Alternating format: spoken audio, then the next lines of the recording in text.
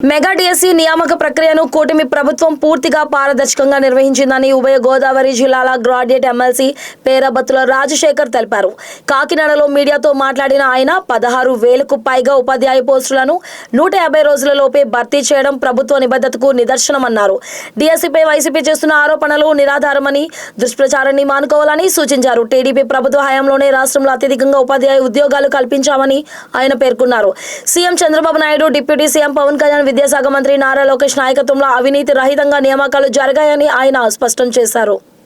ఈ కూటమి ప్రభుత్వం వచ్చిన తర్వాత మెగా డిఎస్సి మరి ముఖ్యమంత్రి చంద్రబాబు నాయుడు గారు మొదటి సంతకంగా పెట్టిన మెగా డిఎస్సిని అత్యంత పారదర్శకంగా మరి విద్యాశాఖ మంత్రి లోకేష్ గారి నాయకత్వంలో ఎక్కడ అవినీతి లేకుండా మరి 16,000 పైచిలుకు పోస్టులు ఇచ్చిన మాట ప్రకారం 150 రోజుల గడువులోనే అన్ని అడ్డంకుల్ని అధిగమించి కోర్టు కేసుల నుంచి అన్ని ప్రతిపక్షం పెడుతున్న ఇబ్బందుల నుంచి అన్ని అడ్డంకుల్ని అధిగమించి అత్యంత పారదర్శకంగా నిర్వహించిన మెగా డిఎస్సి ఇది.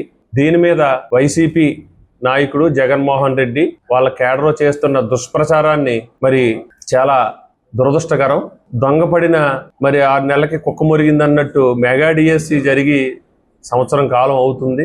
ఆల్రెడీ పోస్టులు ఇవ్వటం, వాళ్ళ స్కూల్స్కి వెళ్ళి మరి పొజిషన్లోకి వెళ్ళి వాళ్ళ టీచర్స్గా మరి క్లాసులు నిర్వహించిన తరుణంలో వారి ఎవరైతే ఈ మెగా డిఎస్సిలో అర్హత సాధించి మరి ఉద్యోగులుగా ఈరోజు టీచర్స్గా బాధ్యతలు ఉన్నారో వాళ్ళ మనోభావాలకు కానీ వాళ్ళ కుటుంబంలోని ఒక అలజడి సృష్టించడానికి జగన్మోహన్ రెడ్డి ఆడుతున్న ఈ నాటకం ఇది.